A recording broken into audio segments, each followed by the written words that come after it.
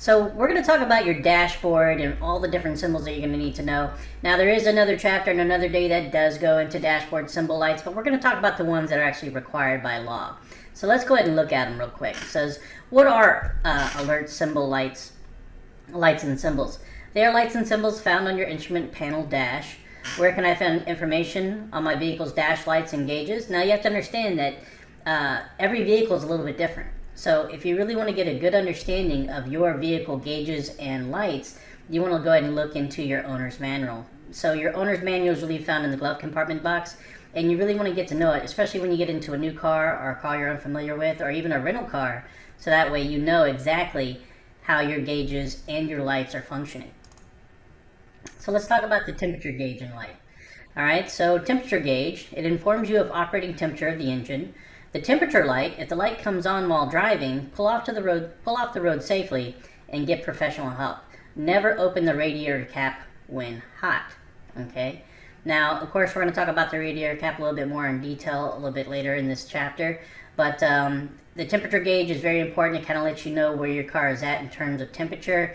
Usually when you start up in the morning, it's in the cold section, and then as you continue to drive or start driving, you'll start noticing it'll get up into the mid-range, and that's where it will stay, basically, because your radiator system is keeping the engine cool while you're driving it. But if you start noticing it creeping upwards towards the red, and sometimes you'll see that during the summer months, or if you're driving in a hot desert, but if you do see that, go ahead and start taking precaution, be proactive, and try to figure out why your car is starting to overheat. Alright, oil pressure gauge and light. Okay, now this warns you when the oil is not circulating at the proper pressure. You either have a pump failure or lack of oil. It does not inform you about the oil level in your engine. A lot of people have a misconception about that. It just talks about the pressure of your oil in your car. If the warning light or gauge activates, go ahead and proceed to the nearest service station. Alright, alternator, battery warning light. Okay, the alternator is not generating enough power to charge your battery.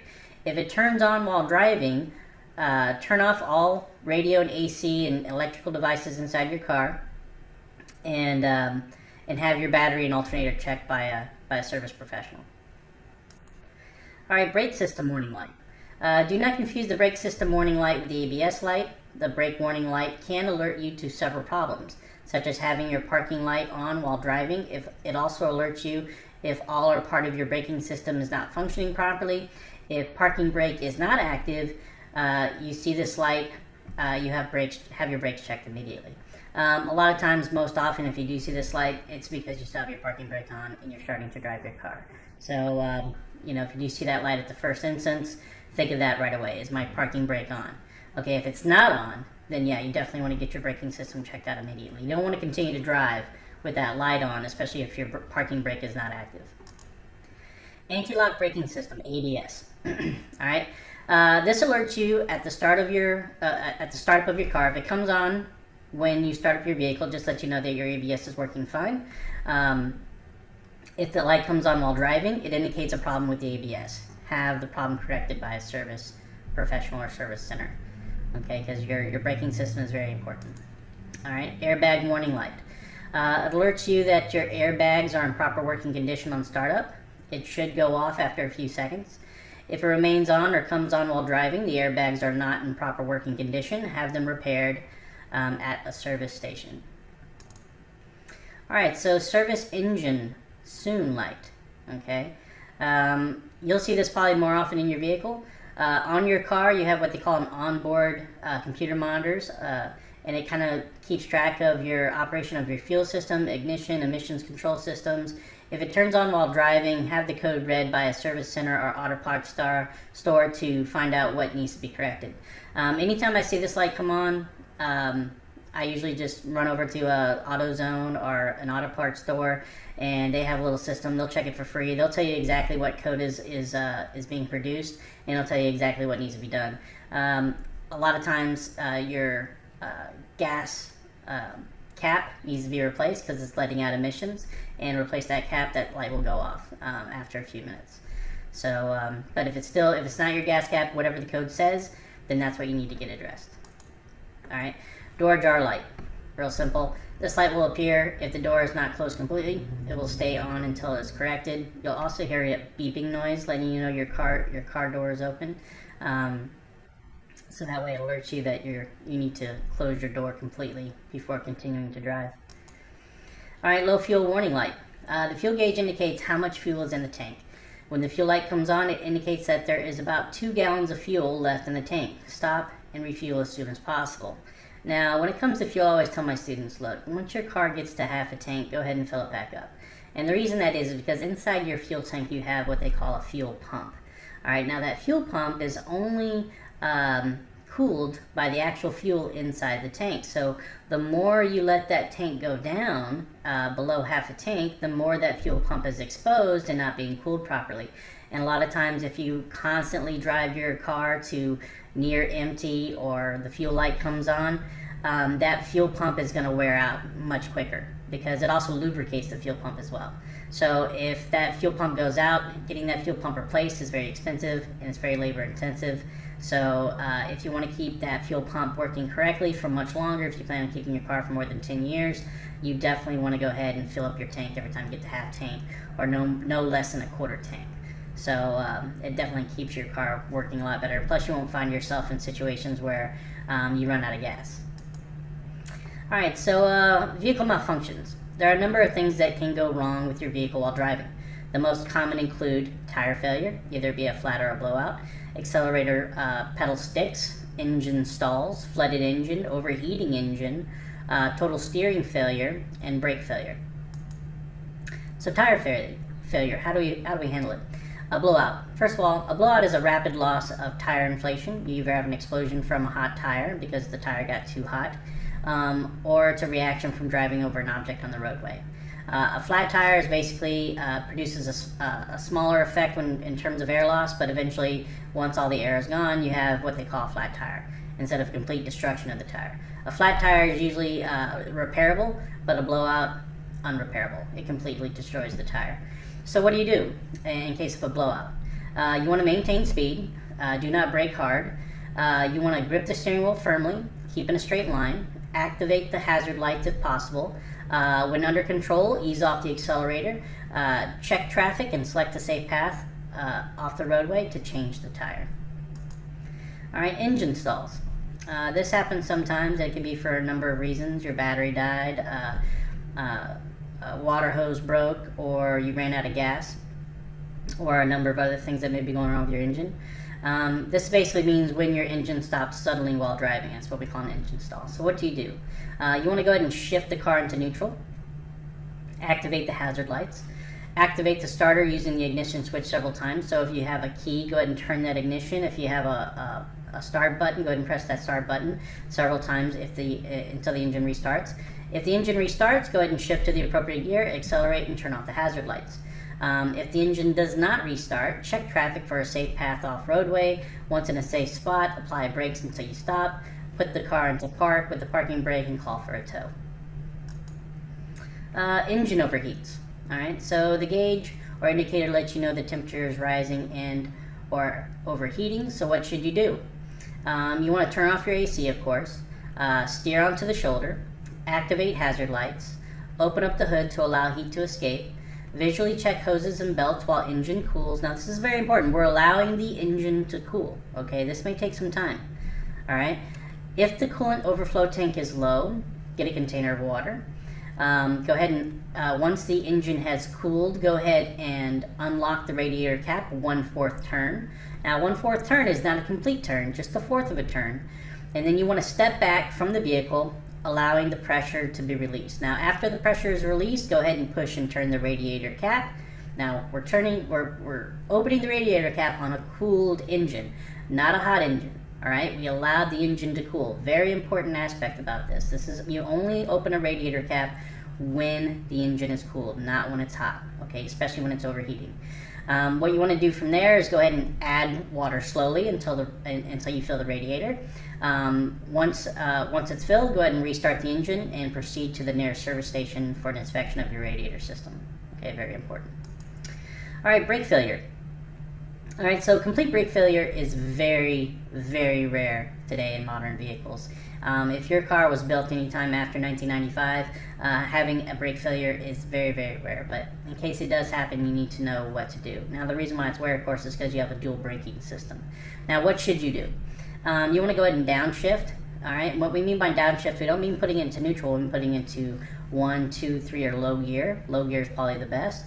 Right? This what it does is it allows the engine to act as a brake, okay? Because you have compression of the engine when you put it into low gear.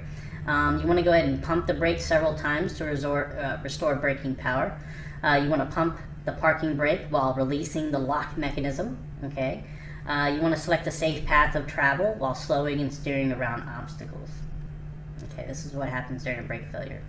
So, now vehicle systems. Now inside your car you have many vehicle systems that operate, and of course you have to make sure you maintain them. But they include the steering system, which includes the steering wheel, steering column, steering gearbox, steering linkage, power steering. You have the suspension system, which includes springs, shock absorbers, stabilizers, struts, hydraulics. You have an electrical system, which includes the ignition system, charging system, starting system, and accessory circuits. You also have a fuel system, which includes a fuel tank, fuel line, fuel injection, fuel filter, fuel pump, air filter. You also have a braking system, which include the disc brakes, brake drums, dual master cylinders, brake lines, power brake, parking brake, and anti-lock brakes. Okay, so how do you jump start a car? So this is a quick little video on how to jump start a car. It's real simple. Some people may be kind of wary of doing jump starting a car, but after watching this video you should have a lot of confidence in doing it. Of course, you always want to be safe, but knowing what to do is what's going to allow you to be safe. So let's go ahead and watch this real quick.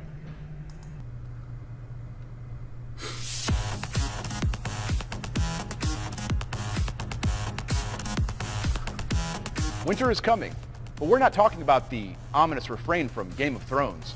We are, however, talking about the season of sore throats, frozen pipes, and dead car batteries. If you do find yourself turning the key to no avail, here's a quick rundown on how to jumpstart your car. Park the assisting car nose to nose with yours, about 18 inches apart. Make sure that both vehicles are in park and that their emergency brakes are on and engines off. Clamp the red end of the jumper cable to the dead battery's positive terminal and the other end of the red cable to the functioning car's positive terminal. Attach the end of the black cable to the working battery's negative terminal and the other end to a metal section such as a bracket or bolt a foot or more away from the battery to ground it in the dead car. Start the working car and let it run 1 to 2 minutes, revving the engine slightly. Now give your car a try. It may take a couple of attempts, but don't try to start it more than 3 or 4 times in a row, as this could damage your car's electrical system.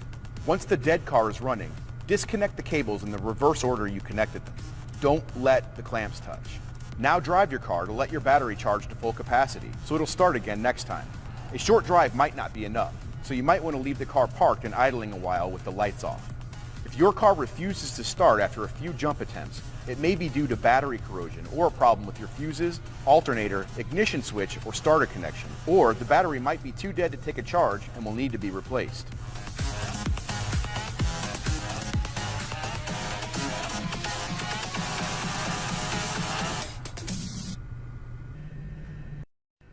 Alright, so let's go ahead and start talking about vehicle insurance. Okay, so Texas requires proof that an owner is capable of paying in case he or she injures a person or damages properties in a collision. This is referred to as the Texas Safety Responsibility Law. Most drivers carry auto insurance. They pay a premium or fee to provide protection from financial losses which may arise from a collision or mishap in which they are involved. The insurance company issues a policy or written contract and proof of insurance to the individual indicating how much and under what circumstances it will pay. Where to acquire insurance? You can get it directly from an insurance company, agents who represent one or more insurance companies, brokers who do business with many companies, county mutuals which are not required to offer discounts, auto clubs which also issues insurance, employers, unions, or fraternal organizations. Also, if you're a small business owner and you own 10 or more vehicles, you can use those vehicles as collateral for insurance. You can get that receipt from the DPS office. You could also get what they call a bond for a certain amount through a bank that allows you to self-insure if you have that kind of money. All right, and of course down here you see State Farm Insurance, USAA. I personally carry USAA, Geico, Farmers Insurance, Allstate. These are really good companies that offer auto insurance.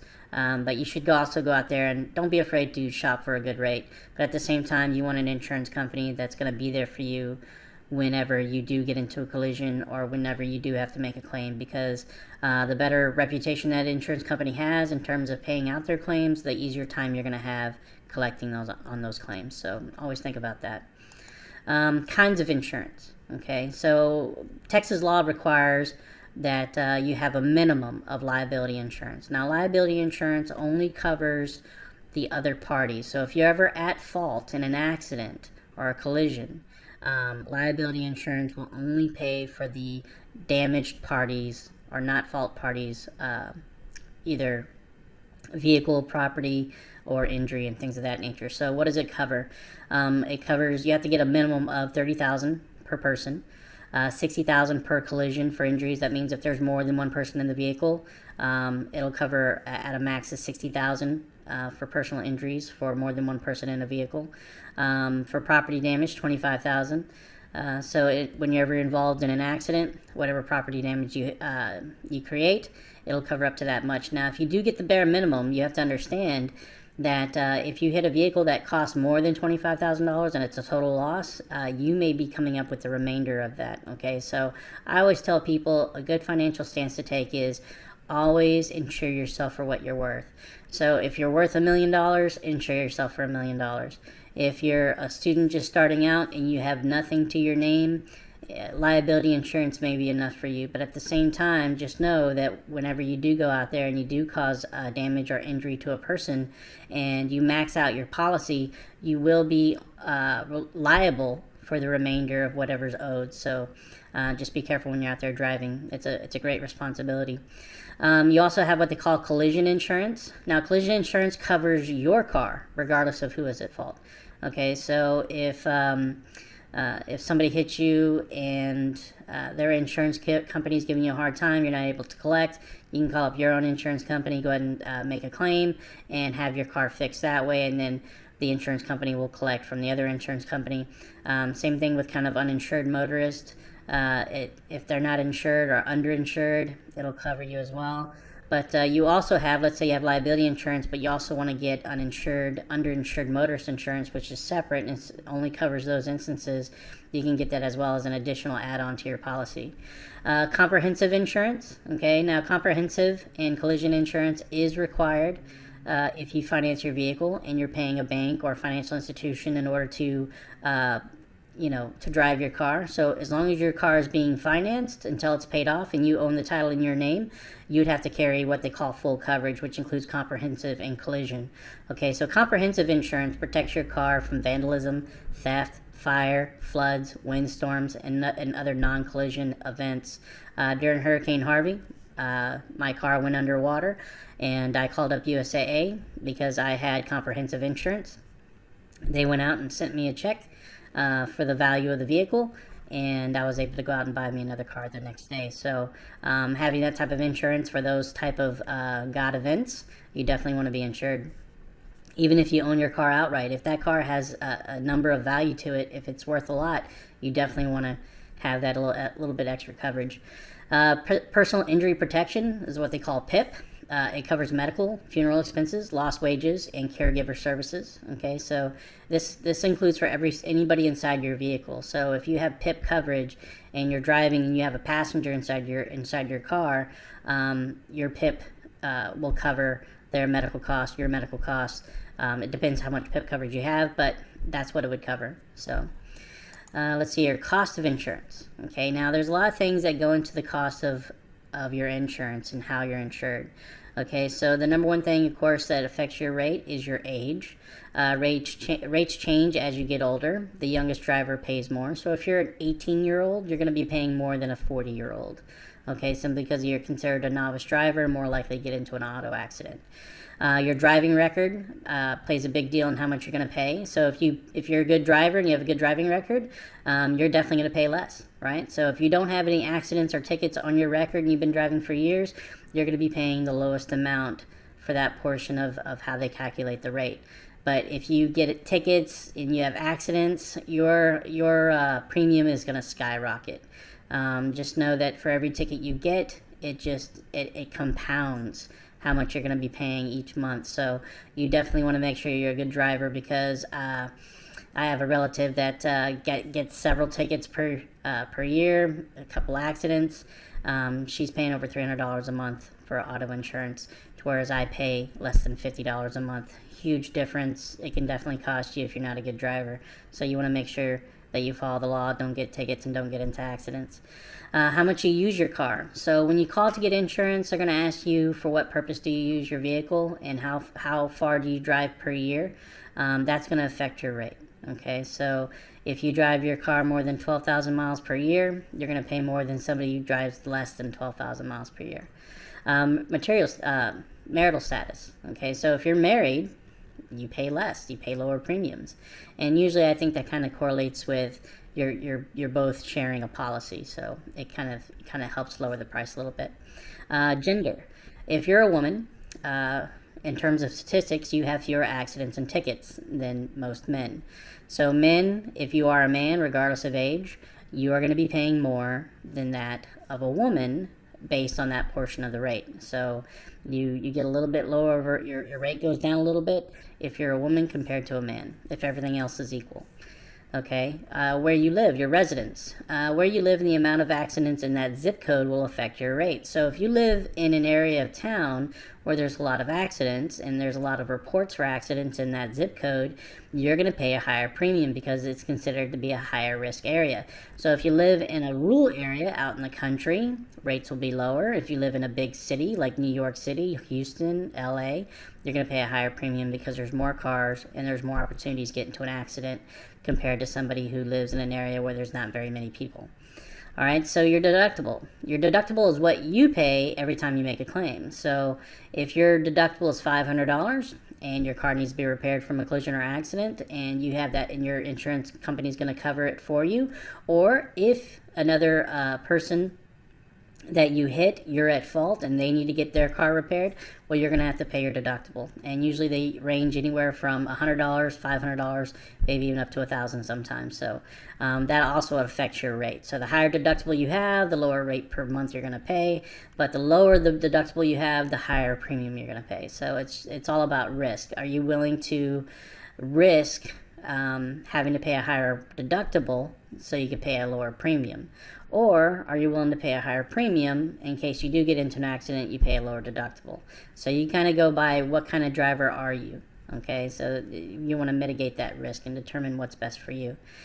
Special discounts, if you have safety features on your car, from alarm against theft, from safety features inside the vehicle to keep you safe, from airbags, seat belts, anti-lock brakes, all these different things kind of go into how much you're going to pay in your premium based on the amount of features your car has when it comes to keeping people safe inside the vehicle. All right, so dealing with an insurance company after collision. Okay, now anytime you have to understand an insurance company is in business for profit. Okay, they're not in business to give money away. They will find anything and everything. If there's a legal reason for them to deny your claim, they're going to deny it. But if everything is legitimate and you followed it to the T, your policy to the T, what should they pay? Okay, depending on what type of insurance coverage you should have. In most cases, okay, if somebody hits you and they're at fault and their insurance company, you have to deal with their insurance company. This is what they should pay, even if they only have liability. They should pay your medical and hospital bills. They should pay your wages lost due to injuries. They should pay any type of car rentals while your car is being repaired.